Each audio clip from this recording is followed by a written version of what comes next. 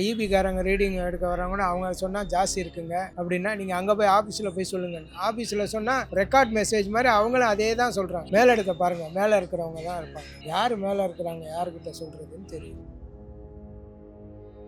தாவேக அரசு வந்து இப்படி ஒரு வாக்குறுதி கொடுத்து மக்களை ஏமாத்துற மாதிரி கண்டிப்பா ஏமாத்துறாங்க. முக்கால்வாசி இல்ல, முழுசாவே ஏமாத்துறாங்க. சொன்ன வாக்குறுதி ஒண்ணுமே கிடையாது, எந்த ஒரு இதுவுமே கிடையாது. எங்க ஆட்டோ ஆப்பை பத்தி போய் பேசினாக்கா சாப்பிட்டீங்களா, போய் சாப்பிட்டாங்க பசிக்குதுன்றாங்க. அப்ப நாங்க இதெல்லாம் எனக்கு எங்க போய் சொல்றோம், யார்கிட்ட போய் கேட்கறது? எந்த ஆட்சியிலுமே இந்த ஆட்டோக்காரங்களுக்கு எந்த ஒரு நல்லதும் செஞ்சது கிடையாது. எடப்பாடியாக இருக்கட்டும், ஸ்டாலினாவா இருக்கட்டும், இவங்களா இருக்கட்டும், யாருமே இந்த ஆட்டோக்காரங்களுக்கு பொறுத்த வரையும் எந்த ஒரு உதவியும் இவங்க யாருமே எங்களுக்கு செஞ்சது இல்லை. கரண்ட் பில்லு நிர்ணயமாக இப்போ 5 யூனிட் வேணா 100 யூனிட் எந்த ஃப்ரீயாக வேணாம். ஒரு யூனிட்டுக்கு எவ்வளோ பைசா மொத்தம் இப்போ 5 யூனிட் போட்டிருக்கா 4 ரூபாயா 5 ரூபாயா 3 50 பைசா 4 ரூபாய் 7 பைசாவா அப்படி இருந்தால் எப்படி எல்லா காசும் வாங்க சொல்லி தப்பு இல்லை, ஃப்ரீயாக வேணும். அதிகமாக தான் வருது முன்னை விட. வீட்டுக்கு வந்து நான் 3000லாம் கட்டினதே கிடையாது. இப்போ 3000 கட்டுறேன். இந்த மாதம் 2600 வந்துருக்கு. கடைக்கு 1000 ரூபா வருது. அது போக அடிக்கடி பவர் கட் ஆகுது. மின்சாரத்தை கூட்டு இந்த மாதிரி ஷெட்வுன் போட்டு நைட்டில் 2-3 முறை கட் ஆகுது. அதான் நம்ம 9 மணிக்கு கட் பண்ணது 4:30 மணிக்கு தான் கொடுத்தாங்க. நான் அந்த வீடு வாங்கிட்டு போய் 4 வருஷம் ஆகுது. 4 வருஷத்துல நான் கரண்ட் பில்லே கட்டினது இல்லை. இப்போ ஒரு 3 மாசமா 287 ரூபா 200 ரூபாய் இப்படி வந்துட்டாரு. ஓவரா வருது. முதலமைச்சர் அண்ணா அவர் பார்த்து அவங்க நடவடிக்கை எடுப்பாங்கன்னு நான் நம்புறேன். அவர் ஒன்று ஒன்றா பார்த்துட்டே வராரு. அவர் பார்த்து ஏதாவது இதுக்கு சொல்யூஷன் கொடுப்பாரு. ஆச்சி மசாலா எந்த சமையலும் ருசி தேடும் ரகசியம் 20 ரூபாய். மெரிபா பன்னீர் சோடா, ஐ ட்ரஸ்ட் மெரிபா. நான் அந்த வீடு வாங்கிட்டு போய் 4 வருஷம் ஆகுது. 4 வருஷத்துல நான் இந்த இதுவே கட்டினது, கரண்ட் பில்லே கட்டினது இல்லை. இப்போ ஒரு 3 மாசமா 287 ரூபா 200 ரூபாய் இப்படி வந்துட்டாரு. ஓவரா வருது. ஓகே, இப்போ வந்து 200 யூனிட் வந்து ஃப்ரீ மின்சாரம் சொன்னாங்க. வரல. இதுக்கு முன்னாடி வந்து 100 யூனிட் அந்த 100 யூனிட் அதுக்காக வந்துருந்தது. அந்த டைம்ல வந்து எவ்வளவு ரூபா கரண்ட் பில் வந்து வரல. கரண்ட் பில் கட்டவே இல்லை நான். ஆனா 200 யூனிட் கொடுத்ததுக்கு அப்புறம் வந்து இப்போ 287 ரூபா கட்டுறேன். இந்த பாத்திரம் நீங்க பாத்தீங்களா, செல்லுல பாத்தீங்களா? அப்படியே நான் சொல்ல முடியாது. செல்லுல பாத்தீங்களா நீங்க நிருபர் தானே? ஆமா, பாத்தீங்களா? அப்புறம் எப்படி நாங்க இது ஆகுது? அப்ப அந்த 200 யூனிட் ஃப்ரீன்னு சொல்றது இல்ல வரலையே. நான் 100 யூனிட்லயே எனக்கு கதையை முடிச்சவன். இப்போ 200 யூனிட்னாக்கா அப்போ எனக்கு சுத்தமா எதுவுமே வராது. 100 யூனிட் வரும்போதே எனக்கு சுத்தமாக அது கரண்ட் பில்லே நான் கட்டினது இல்லை. 4 வருஷமாக கரண்ட் பில்லே கட்டினது இல்லை. இப்போ 3 மாதமா போன மாதம் ஒரு நிமிஷம் கொடுத்தீங்கன்னா அதையும் காட்டிக்கிறேன். கட்டி எவ்வளோ கட்டினேன்னு இது மாதிரி வந்துட்டே இருந்தாக்கா இப்போ நாங்கள் எப்படி வரும்? இந்த காலையிலேருந்து 300 ரூபாய்க்கு வண்டி ஓட்டிக்கிறேன். காலையிலேருந்து 300 ரூபாய் தான் வண்டி ஓட்டிக்கிறேன். அப்போ என் வருமானம் என்ன ஆச்சு? எந்த ஒரு இதுவும் இல்லை. முன்னே இருந்த மாதிரி இந்த ஆப்லேயும் அவ்வளோ வருமானமும் இல்லை. ராபிட்டோ, ஓலா, ஊப்பர் எதுலேயுமே கிடையாது. இப்போ ஒரு சவாரி போனால் 67 ரூபா போட்டான் ஊபரில்.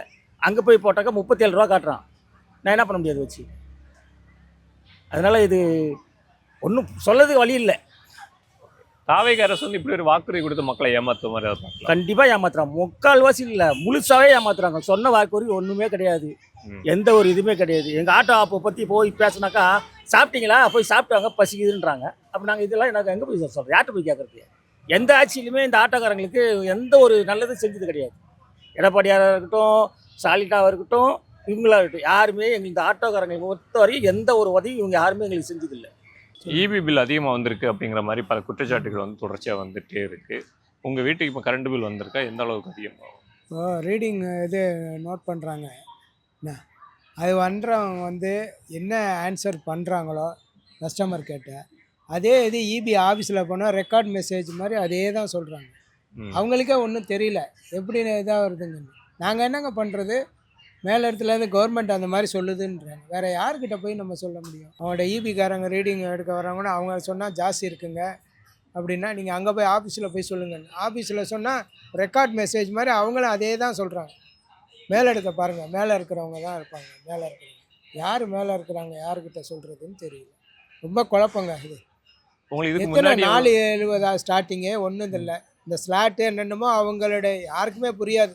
இதுக்கு முன்னாடி உங்களுக்கு எவ்வளோ வந்துட்டு இருந்தது, இப்போ எவ்வளோ? முன்னாடி வந்து இப்போ வந்து எங்கள் வீட்டுக்கெல்லாம் 3600 மேலே வருது. முன்னாடிலாம் 2-3 தான் வரும். 2 எல்லாம் 1700 தான் வரும். இப்போ 3700 வருது. ஓகே, இப்போ அந்த ஆட்சி வந்தப்போ வந்து 200 யூனிட் மின்சாரம் ஃப்ரீன்னு சொல்லியிருந்தாங்க. அதெல்லாம் ஒன்றுமே கால்குலேட் பண்ணுற மாதிரி தெரியலையே. 200 யூனிட் எல்லாம் ஒன்றும் தெரிகிற மாதிரி இல்லை. ஒரே குழப்பந்தாங்க மக்கள்கிட்ட. இதில் குழப்பத்தில் இது குழம்பிய கூட மீன் பிடிக்கிற மாதிரி அவங்க ஏதோ பண்ணிக்கிட்டு இருக்காங்க. ஒன்றுமே புரியல யாருக்குமே. ம். ஓ சிட்டிலேயே இங்கே யாருக்குமே புரியலன்னா மப்சலில் உள்ளவங்களுக்கு என்ன முடியும்? திருவாரூரில் உள்ளவங்களுக்கு ரொம்ப குழப்பமான இதுதான். யார் இதை வந்து பூனைக்கு மணி கட்டுறதுன்னு தெரியல. அது யார் என்ன பண்ண போகிறாங்கன்னு தெரியல. ஒன்றும் இல்லை, 200 யூனிட் ஃப்ரீன்னாங்கல்ல. 2 மாதத்துக்கு முன்னாடி ரீடிங் எடுத்துட்டாங்க. போன 2 மாதத்துக்கு முன்னாடி இவ்வளோ ஓடிதுங்க ரீடிங்கு உங்களுது. இப்போ இத்தனை யூனிட் ஓடி இருக்கு. இப்போ அந்த 200 யூனிட் வந்து நாங்கள் கழிச்சின்னு மேல் கொண்டு 20 யூனிட் இருக்குது, இல்லை 200 யூனிட் இருக்குது, இல்லை 100 யூனிட் ஓடி இருக்கு பாருங்கள் ம். அப்படின்னு எக்ஸ்பிளைன் பண்ணால் அப்போ ஜனத்துங்களுக்கு புரியும். கரெக்டு தான், 300 யூனிட்லேயே 200 யூனிட் கழிச்சிட்டாங்க, 100 யூனிட்டுக்கு அமௌண்ட்டு போட்டிருக்காங்க அப்படின்னு. அது யாருமே எக்ஸ்பிளைன் பண்ணுறதில்ல, கேட்டாலும் ரெஸ்பான்சிபிள் கிடையாது. ஸோ இங்கேயே அப்படின்னா கிராமத்தில் சொல்லவே வேணாம். ஏன்னா அங்கே ஓடாது ரொம்ப. அவங்களாம் இப்போ ஏசி யூஸ் பண்ணுறது மேக்ஸிமம் 90% கிராமத்தில் ஏசி யூஸ் பண்ணுறதில்ல. லைட்டு ஃபேன் தான் ஓடும். அங்கே யாரும் கேட்க போகிறதில்ல. இங்கேயே கேட்டால் நமக்கு பதில் சொல்ல போகிறதில்ல. அதுக்கேற்ற மாதிரி கரண்ட்டு வேறு ஷட் டவுன் நிறைய 4 ஹவர் 8 ஹவர். இப்போ பார்த்தீங்கன்னா இந்த டிவிஷன்லேயே செவ்வாய்க்கிழமை அன்னைக்கு 9 மணிக்கு கட் பண்ணாங்க, 4:30 மணிக்கு தான் கொடுத்தாங்க கரண்ட்டு. அப்படின்னும்போது என்னத்தை நம்ம சொல்கிறதுக்கு எதுவும் கிடையாது.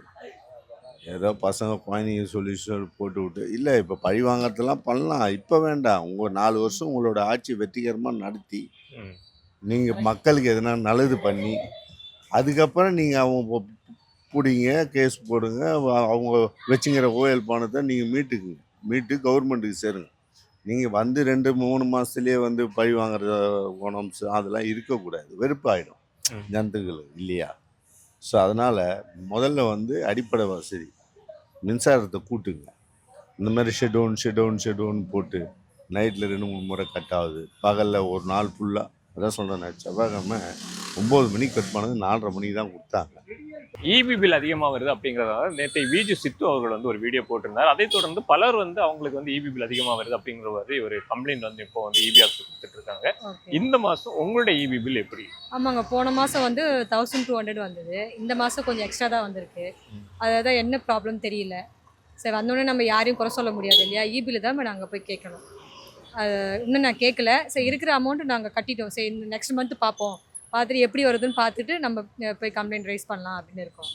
ஓகே, இதுக்கு முன்னாடி வந்து 100 யூனிட் மின்சாரம் ஃப்ரீ அப்படிங்கிற மாதிரி இருந்து இப்போ 200 யூனிட் மின்சாரம் ஃப்ரீன்னு சொல்லியிருக்காங்க. இருந்தாலும் இவ்வளோ அதிகமாக வருதுன்னா அதை எப்படி பார்க்க? அது எனக்கு தெரியல, அது நம்ம யாருக்கிட்ட கேட்கணும்னு தெரியல. இது முதலமைச்சர் அண்ணா அவர் பார்த்து அவங்க நடவடிக்கை எடுப்பாங்கன்னு நான் நம்புகிறேன். அவர் ஒன்று பார்த்துட்டே வராரு. அவர் பார்த்து ஏதோ இதுக்கு சொல்யூஷன் கொடுப்பாரு அவர். ஐயோ, அதிகமாக தான் வருது முன்னை விட. வீட்டுக்கு வந்து நான் 3000லாம் கட்டினதே கிடையாது. இப்போ 3000 கட்டுறேன். இந்த மாதம் 2600 வந்திருக்கு. கடைக்கு 1000 ரூபா வருது. அது போக அடிக்கடி பவர் கட் ஆகுது. கரண்ட் பில் எங்கள் வீட்டிலலாம் ரொம்ப ஜாஸ்தியாகவே வருது. 3000 வருது. இந்த மாதம் வந்துடுனா 2600 வருது. என்ன பண்ணுறாங்கன்னே தெரியல.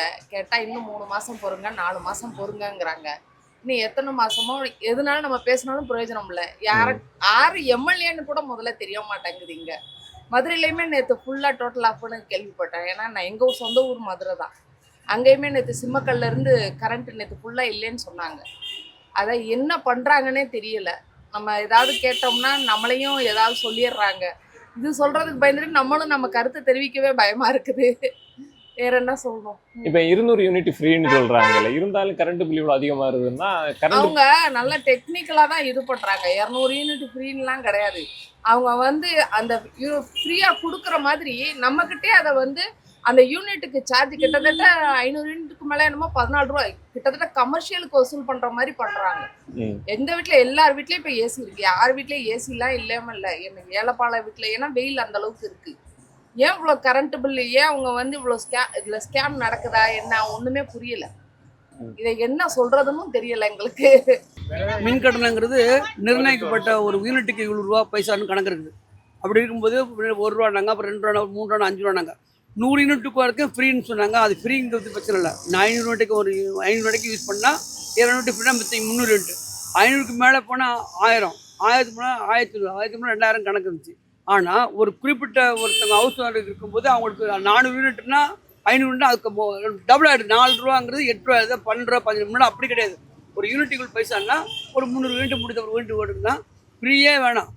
நார்மலாக முன்னாடி 3-4 ரூபா வந்தாங்க இல்லையா, அந்த அப்புறம் 500 வரைக்கும் 4.37, அப்புறம் 500லேருந்து 1000 போனால் 8 ரூபா 85 பைசா, அப்புறம் 1000 போனால் 5 ரூபா. அப்படி வரும்போது அப்படி கணக்கு பண்ணால் மக்கள் ரொம்ப அடுத்து நார்மலாக உள்ள அடித்தட்ட மக்கள் ரொம்ப கஷ்டப்படுவாங்க. ஆனால் இன்றைக்கி 500 ரூபா கட்டணும், நாளைக்கு 1000 ஆகும், 1000 2000 அப்படி ஆயிடுச்சுன்னா சாதாரணமாக வந்து எல்லாத்தையும் கட்ட முடியாது. ஆனால் கரண்ட் பில் ஏன் கட்டுறாங்கன்னா கட் பண்ணிட்டு போயிடுறாங்க, அதில் பாதிக்கப்படுற போது மக்கள் தான். அதனால் வட்டியும் கிட்டியும் எங்கேயும் வாங்கிட்டு கட்டிட்டு போகிறாங்க. ஆனால் அதிகமான கரண்ட் பில் இப்போதைக்கு ரொம்ப 4000 ரூபா போன டைம் நாங்கள் கட்டின இது 8000 இருக்குது. 4000 பெரிய காசு கிடையாது. ஆனால் இது அடுத்த மக்கள்லாம் கஷ்டப்படுறாங்க இல்லையா, 4000 கிட்டத்தட்ட எத்தனையோ கோடி ரூபா கவர்மெண்ட்டுக்கு லாபம். ஆனால் மக்கள் லாஸ் இல்லையா, அப்புறம் எதுக்கு இந்த நிலையான ஆட்சிக்கு கிடையாது. கரண்ட் பில்லு நிர்ணயமாக பண்ணணும். இப்போ 500 யூனிட் வேணாம், 100 யூனிட் எந்த ஃப்ரீயாக வேணாம். ஒரு யூனிட்டுக்கு எவ்வளோ பைசா மொத்தம். இப்போ 500 யூனிட் போட்டிருக்கா 4 ரூபாயா 5 ரூபாயா 3 ரூபா 50 பைசா 4 ரூபா 7 பைசாவா அப்படின்னு எப்படி எல்லா காசும் வாங்க சொல்லி தப்பு இல்லை.